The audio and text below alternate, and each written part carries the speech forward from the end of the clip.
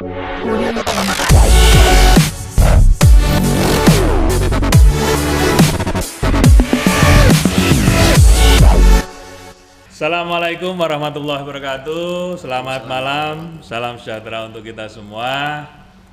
Ketemu kembali di podcastnya Mas Sony Anwar. Malam hari ini kita kedatangan tamu istimewa. Wah, ini energi muda lagi.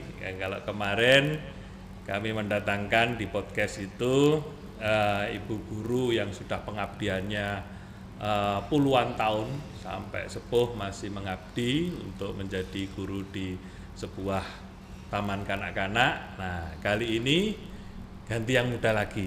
Jadi kita akan mengulik ya, jadi kisah sukses dari Mas Yudo Bagya. Assalamualaikum, Sugeng Dalu Mas Yudo. Waalaikumsalam, Sugeng Dalu Mas Sony. Sehat nggih? Alhamdulillah, sehat. Selalu sehat, semangat.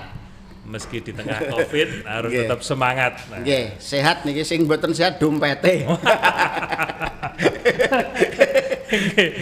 Mungkin bisa diceritakan Mas, karena ketika pandemi ini jenengan sudah berapa lama nggih? Dulu 3 bulan, 4 bulan mungkin ya? 4 bulan, mulai 31 Maret, 21 Maret.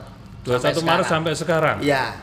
Wes ini lost doll tapi gak manggung gitu guys. Ceritakan Mas, kesan-kesannya apa, keluhnya apa, sedihnya seperti apa teman-teman, khususnya panjenengan di kesenian ketika ada pandemi Covid ini seperti apa? Ya yang jelas ya sangat berdampak, berpengaruh sekali karena pertama nggak bisa tanggapan. Yang kedua jadwal-jadwal yang sudah masuk kan cancel semua. Dan nggak ada pemasukan. Nggak ada pemasukan. Nggak ada pemasukan. Nggih, sebelum kita ngobrol lebih jauh dengan Mas Yudo, mungkin di apa itu namanya, pemirsa podcastnya Mas Sony pengen tahu juga sosok Mas Yudo ini awal mula terjun di dunia seni khususnya lawak ini apa yang melatar belakangi Mas Yudo? Yang pertama yang melatar belakangi ya mungkin kepepet mungkin.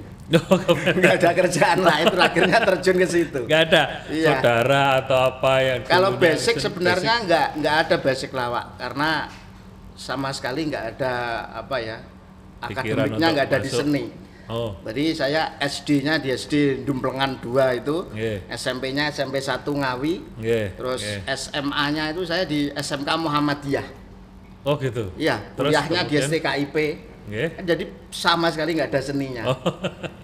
Tapi terus keluarga juga nggak ada darah seni? Bapak saya itu seorang anggota Polri, seorang polisi, tapi suka dengan kesenian, terus tahun 84 itu membentuk sebuah organisasi ketoprak. Jadi itu, bapak saya itu seorang polisi tapi punya ketoprak.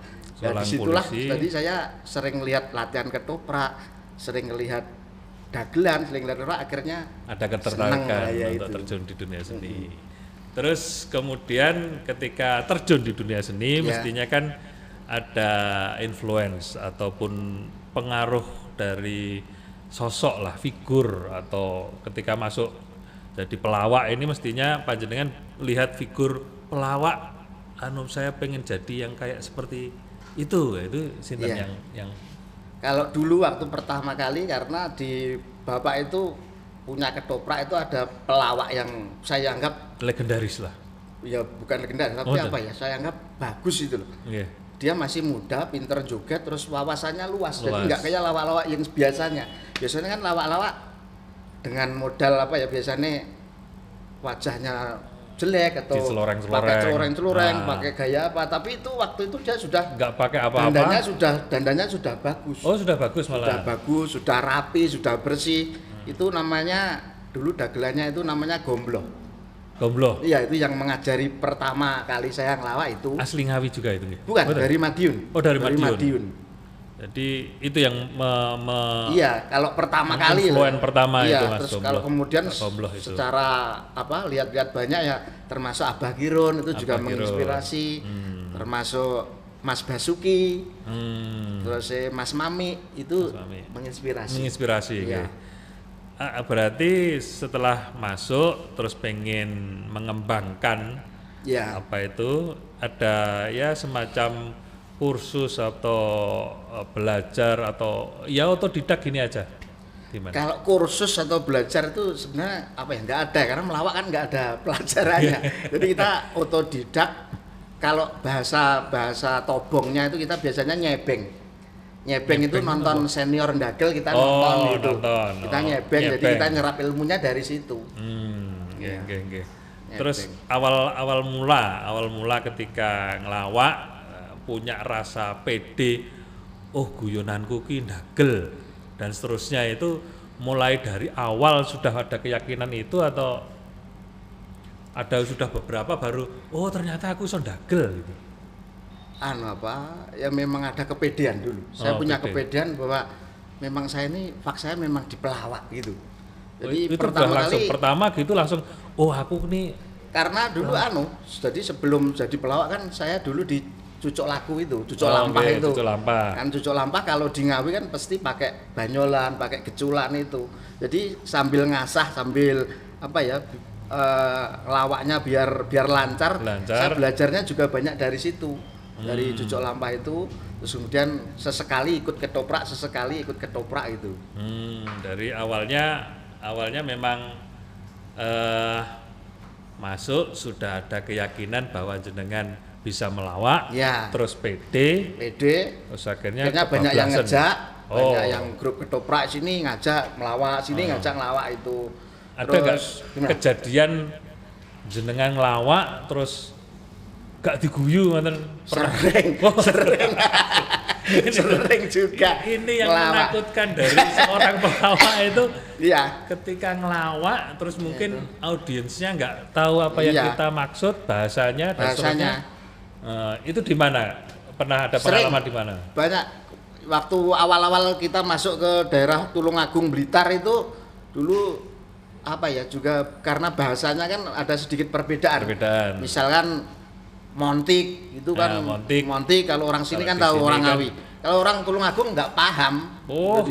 Terus mengko ben sehat dipijeti montik misalkan, itu kan bagi saya mungkin lucu. Harusnya lucu itu. Kok meneng? Sana kok enggak diam aja itu.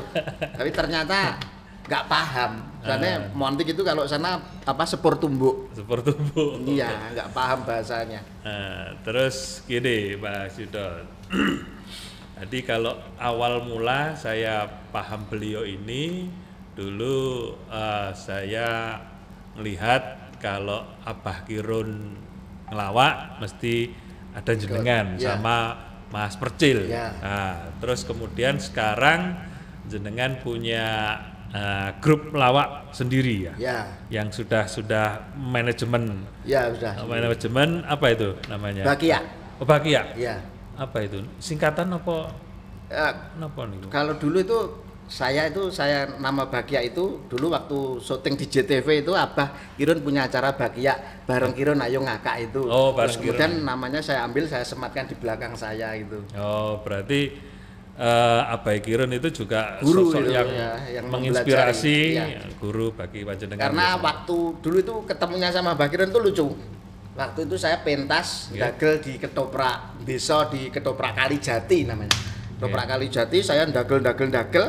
Lah nggak taunya Abah Kirun itu nonton. Abah Kirun itu nonton, kemudian nyuruh sama anak buahnya minta nomor. Terus besoknya saya dipanggil suruh ke Madiun itu Jadi ketemunya di situ. Saya waktu pentas Abah nonton. Saya juga nggak tahu kalau nonton, Bang. Itu keruduan sarung teng Isor Jati itu. Nggih. Jadi ini kesan yang luar biasa bagi kami ketika sosok Mas Yudo ini dulu pertama kali dengan PD-nya melawak, kemudian konsisten. Jadi segala sesuatu kalau ditekuni, konsisten dan terus berusaha, itu insya Allah juga pasti menghasilkan. Pasti menghasilkan, pasti. Ini apa itu namanya inspirasi bagi teman-teman muda sekalian. Jadi apapun profesi panjenengan kalau itu ditekuni terus diikhtiari dengan baik, berusaha terus tekun, itu insya Allah apapun profesinya akan berhasil. Gitu nggih? Iya betul. Kalau orang Jawa mengatakan sapa sing temen bakal tinemu, sing tekun bakal ketekan. Wah, itu. Ini quote of the day-nya seorang Mas Yudo seperti itu, oke. Iya. Terus bagi yang muda ini Mas, yang sekiranya pengen masuk di dunia lawak, karena ini kan banyak sekali apa itu namanya lawak jenis baru lah kasarannya. Ada yang stand up comedy, ada yang juga sudah masuk di audio visual dan seterusnya. Apa istilahnya saran atau masukan ataupun harapan mungkin bagi teman-teman muda yang pengen terjun di dunia lawak? Saran untuk teman-teman muda yang pengen belajar melawak, pertama harus belajar kepada siapa saja. Belajar tidak harus dengan satu guru, tapi boleh dengan siapa saja. Banyak membaca, menambah wawasan. Karena kan pelawak itu apa ya, bisa jadi kadang juga bisa sinergi dengan pemerintah, bisa menjadi corongnya pemerintah untuk menyampaikan sosialisasi pemerintah tentang KB, tentang kesehatan, tentang apapun ya. Perlu pembelajaran seperti itu, dan banyak belajar sinau sepel, sinau joget, sinau nembang. Spell itu apa itu? Spel itu apa ya namanya, kayak misalkan saya ngomong A, situ jawabnya B, saya ngomong semayanan itu loh apa ya? Mau banyol itu dulu dari belakang itu udah semayanan. Aku ngomong ini, kamu jawab mungkin gitu. Disepelan. Itu jawabnya keliru ya enggak lucu. Enggak lucu tadi. Ya. Oh ya, awakmu sing kleru kudune ngomongin gini. Itu jadi lucu. Dari bawah ngantek gelut perkara sepelan keliru. Guys, sebelum nanti banyak kita akan mengulik lagi dengan Mas Yudo. Kita break sejenak. Kita ngopi ataupun menikmati hidangan yang ini disediakan oleh teman-teman UKM Kabupaten Ngawi. Monggo, terima kasih. Ini kita jeda dulu. Nanti akan kita lanjut setelah ini.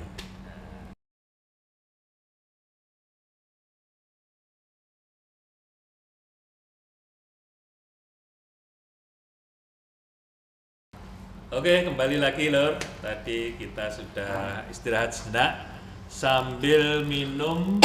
Tadi yang anget, apa itu tadi Mas? Seger tadi enak. Enak toh? Iya, badan iso kempringet. Ini ada sirup rempah, ekstrak rempah. Oh, ekstrak rempah. Dari Nutrien Fresh, isinya ada komposisinya air, gula, jahe, temulawak, serai, kacang, kayu manis. Wah, itu untuk apa ya? Imun booster, peningkat imunitas. Wah, ini cocok di produk asli dari Ngawi dari Simo Kuadungan. Wah, hebat Simo Kuadungan ekstra rempah. Jos kempringet. Ini kuliner apa itu namanya, entrepreneur Kabupaten Ngawi di bidang kuliner itu luar biasa. Wah, iya. Alhamdulillah kemarin ini ada 7 produk yang masuk retail modern. Gitu jadi, ya. Masuk Indomaret. Jadi contohnya apa saja itu? Salah satunya termasuk yang ekstra rempah itu tadi. Iya, ada. Itu jadi ada 7 produk, ada crispy pare, ada Baileys cracker, ada macam-macam, ada 7 lah. Kita pengennya ya sebanyak mungkin lah bisa masuk di retail modern kita. Supaya UMKM kita ini semakin hari semakin berkembang dan maju. Terus di tengah pandemi ini kan ya lumayan untuk bisa survive gitu.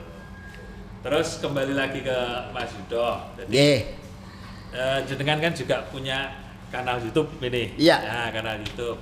Terus sering kolaborasi dengan ada pelawak junior jenengan. Salah satunya juga asli Ngawi. Namanya Mas Hatma. Mas Hatma, ada Mas Demun. Terus ada gimana kalau jenengan Dahlan, Denny Caknan juga sering. Mas Denny Caknan. Nah, gimana kalau jenengan melihat para teman-teman muda Kabupaten Ngawi ini di dunia seninya seperti apa, Mas? Sangat banyak yang potensial. Jadi seniman muda Ngawi itu banyak yang potensial, banyak yang menjual, Kalau saya katakan layak untuk nasional. Layak untuk nasional. Layak untuk nasional. Iya. Bukan hanya, mohon maaf, bukan hanya Mas Denny Caknan, tapi teman-teman yang generasi muda selevel Mas Denny kayak Mas Dahlan, Mas Gilang, Mas Encek, Mas Rio. Mas Rio. Itu semuanya punya potensi-potensi bagus dan saya lihat lagu-lagu mereka pun juga layak untuk menasional. Jadi kalau kita melihat sekarang mohon maaf, barometer untuk musik ternyata di Ngawi. Kalau dulu 2 tahun kepungkur Banyuwangi, lagunya Banyuwangian. Tapi gitu. sekarang tolak ukurnya untuk musik di Ngawi. Mesti kalau ada artis baru keluar kok dari Ngawi, wah mesti dicari. Langsung booming. Semoga energi ini akan terus gitu ya. Gitu, supaya nantinya sosok-sosok energi baru yang muda-muda ini yang punya kreativitas di bidang seni terus juga meningkat. Jadi stylenya juga tambah bagus.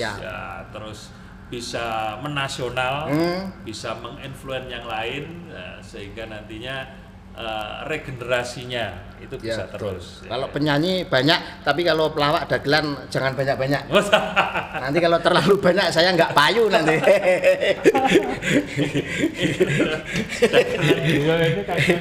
Kadang improvisasinya ya seperti ini, luar biasa. Ini patut ditiru untuk teman-teman yang muda. Jadi penguasaan wawasan itu juga penting ya di pelawak itu. Sangat. Ya kalau kita melihat yang nasional itu Cak Lontong itu. Iya betul. Wah, Cak Lontong itu sarjana ITS. Iya. Tapi jadi pelawak. Itu kecelakaan katanya. Tapi hasilnya luar biasa.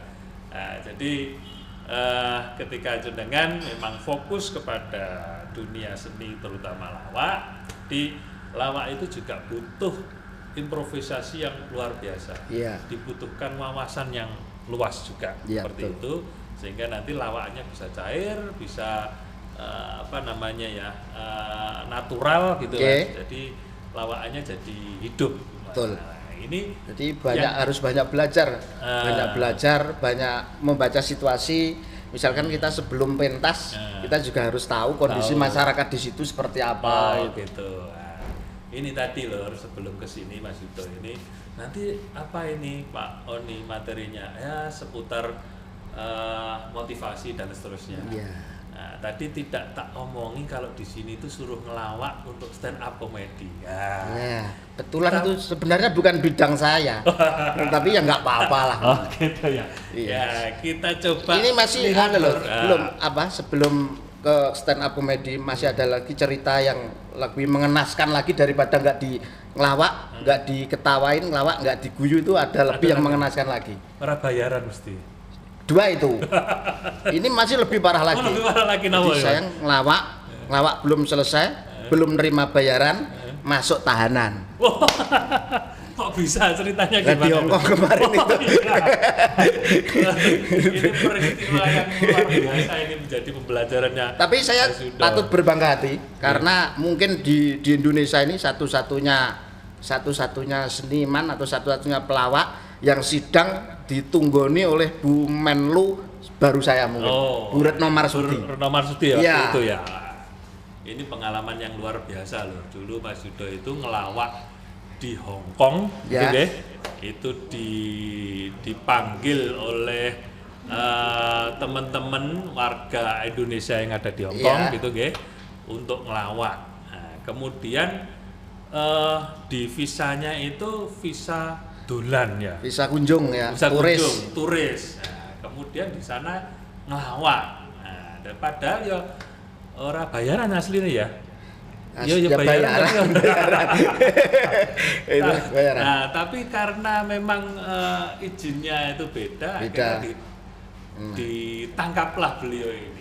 Padahal dulu juga nggak apa-apa. Padahal dulu nggak apa-apa ya. Mungkin pas apesnya mungkin. Itu pengalaman dulu di dalam sel di Hongkong berapa hari itu, Mas? 35 hari. Wah, iya lama lur, 35 hari itu namanya di Lai Chikok.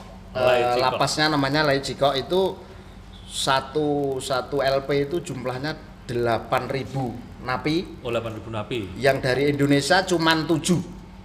Termasuk jenengan? Ya, termasuk saya. Satu sel itu? Satu sel. Terus yang di ruangan saya itu kan selnya bagus nggak kayak sel daerah sini. Selnya tingkat ada tingkat 9 itu loh. Selnya untung tingkat 9. Bagus ya. Terus saya itu di ruangan 7B di 7B. 7B itu jumlahnya 90 orang yang dari Indonesia cuma 3. Lainnya ada yang dari Nigeria, ada yang dari Zimbabwe, dari Bangladesh, dari orang banyak. Kalau mandi bareng itu wajar. Meskipun tempatnya istimewa, tapi yang namanya di penjara. Tapi tetap ngenas. Ya, tetap ngenas. Dulu pertama kali masuk ya. Gitu ya. Ya apa ya kayak nangis, mau nangis wis gede, nggak nangis bangetan gitu. Oke, itu pengalaman berharga. Jadi saya tahun berapa ya itu ya, lupa saya. Tahun 2000 berapa 13 ya? 17. Hah? Baru 17. Maksud 17? Iya, 2017. Oh, iya, 2017 ya. Itu lucunya itu nggak bisa bahasanya itu loh. Nggak bisa kan, kita Inggrisnya kan juga nggak begitu pinter. Nah, sana juga Inggrisnya mungkin. Sana Inggrisnya juga nggak bisa. Iya. Inggrisnya sama-sama nggak bisa. Ya. Akhirnya ya main kode-kode gitu aja. Oke. Terus ini loh, tadi jenengan penasaran karena ini bener-bener improvisasi, karena tadi di sebelum kita live ini ngobrol nggak ada pembicaraan untuk ngelawak, itu nggak ada, cuman motivasi lah. Kita pengen tahu lawakannya Mas Yudo ketika nggak pakai skrip apapun, sejauh mana beliau improvisasi. Monggo kita simak. Monggo. Ini lawaknya? Ora. Apa? Biasanya kalau lawak itu pertama pasti pakai salam dulu. Oke, ya. Assalamualaikum warahmatullahi wabarakatuh. Waalaikumsalam warahmatullahi wabarakatuh. Salam itu hukumnya sunnah bagi yang mengucapkan, tapi wajib bagi yang menjawab. Yeah. Tapi ada salam yang enggak wajib dijawab. Ada 2. Pertama, salamnya imam sama makmum itu enggak boleh dijawab. Yang kedua itu iya bener. Iya kan? Iya bener. Yang kedua itu salamnya orang waktu masuk kubur enggak boleh dijawab. Assalamualaikum ya ahli kubur, nanti jawab lari semua nanti. Tuh. Dan melawak itu juga termasuk pekerjaan. Melawak itu juga sunnah. Yang ketawa itu wajib. Jadi kalau ada orang lawak kok nggak diketawain, dosa berarti. Harus guyu antem ya. Ancamannya seperti itu, Pak. Seperti itu. Terus lanjut. Masih lagi ya? Oh ya, harus ini. Luar biasa sekali. 1 jam nanti soalnya. Enggak lebih. Luar biasa sekali saya bisa di sini bisa ngobrol dengan Mas Oni, sosok muda yang luar biasa sebagai kepala daerah di Kabupaten Ngawi. Orangnya muda, energik, pinter, dan sangat layak untuk menjadi pemimpin di Kabupaten Ngawi. Amin. Rumahnya juga hebat, besar, tapi sedikit sayang. Napa? Jedingi renek ciduke. Asower ciduke. Dadi aku pas pipis bingung renek ciduk, akhirnya tak celupne kabeh. Ini mesti di rumah ini mesti membayangkan kisah dicelupnya apa nih? Dicelupnya ya itu semuanya dicelupnya biar teles. Salah satunya seperti itu, improvisasi melawak.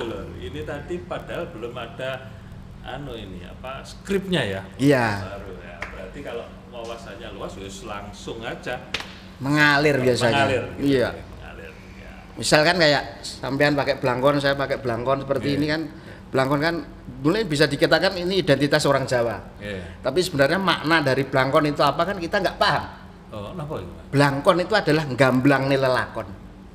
Biar memperjelas lakon. Makanya orang Jawa pakai blangkon itu supaya gamblang lakone. Kalau lakon apa bae? Lakon apa bae gamblang.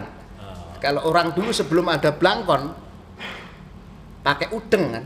Ya, udeng itu artinya uang itu ben mudeng atau ben ngerti atau ben paham. Makanya dipakai di kepala, otak itu kan di kepala supaya ben mudeng, ben pinter. Jadi orang pakai blangkon itu ciri orang pinter pasti pakai blangkon. Wah. Padahal aku mau melu Mas. Gamblang lakon asline lur tadi itu. Iya. Jadi itu pemirsa, di podcastnya Mas Oni. Jadi Mas Yudo ini sudah berkecimpung di dunia lawak kurang lebih berapa Mas? Sudah lama sekali. Sudah berapa ya? 2001 sampai sekian. Sekarang ya 20 tahunan lah. 20 tahun. Iya. Bisa konsisten 20 tahun di lawak itu gak bain-bain loh. Yeah. Apalagi dulu kalau tahun 2000 kan ya masih muda Pak. Masih muda. Masih kuliah mengambil masih kuliah ya? Ya. Mengambil keputusan di waktu muda terus konsisten. Nah, itu memang langka. Tapi ketika sudah ketemu, wah ini menjadi sesuatu yang luar biasa. Jadi akhirnya bisa menjadi apa ya namanya? Bisa kalau sekarang lawak itu bagi saya sudah panggilan hidup. Gitu nggih? Iya, panggilan kalau hidup. Kalau nggak lawak mesti gemberges nih awak gitu. Iya. Gemberges karena nggak punya penghasilan, nggak ada duit itu. Oke. Jadi itu pemirsa di rumah, jadi ngobrol kita dengan Mas Yudo banyak menginspirasi beliau ini. Ini sudah selesai Mas? Sudah selesai. Sampai subuh ini. Padahal aku sih pengen jawab loh. Gimana? Sih pengen jawab. Saya hanya pengen ngomong seperti ini. Seniman itu ibarat dalam sebuah ruangan adalah AC-nya. Seniman itu ibarat sebuah ruangan AC-nya. Jadi tugasnya adalah mendinginkan suasana, mencairkan suasana. Makanya seniman itu kalau wong Jawa ngarani nek lemes iso dadi tali, nek kaku iso dadi pikulan. Jadi bermanfaat. Dua-duanya bermanfaat. Lemes iso dadi tali, kaku iso dadi pikulan. Jadi bisa beradaptasi di mana saja. Itu seorang seniman. Kalau dulu orang bijak dengan seni itu menghaluskan budi. Betul. Jadi kalau orang nggak cinta seni, iya. Nah, itu berarti apa wae dadi ra mlaku. Betul. Kalau mbah-mbah dulu mengatakan seni itu adalah angen-angen kang babar marang keindahan. Angen-angen kang babar marang keindahan, makanya ada istilah etika dan estetika. Jadi seni itu berkembang pesat tapi dibatasi oleh norma. Ya apa ya etika itu kan, etika itu. Makanya di dalam seni itu tidak ada salah benar, adanya pantes karo ora pantes. Nggak ada salah benar, nggak ada dalam seni. Itu salah, itu sing bener ini, itu salah, sing bener ini, nggak ada. Ya bener pantes karo ora pantes. Misalkan joget itu juga kan estetika, seni. Tapi kalau jogetnya terlalu vulgar, terlalu gimana gitu kan etikanya nggak ada. Akhirnya ya estetika nggak ada etikanya. Nggak pantes. Misalkan berpakaian itu bagus, tapi kalau pakaiannya norak misalkan di hadapan siapa pakai rok mini kan nggak pantas juga. Jadi benar salah nggak ada, yang ada pantas kalau ora pantas. Ini filosofinya Mas Yudo luar biasa loh. Ini kayak kalau kita ngomong ketika kita mengerjakan sesuatu yang bener, ya, itu ya butuh bener. Nah, betul.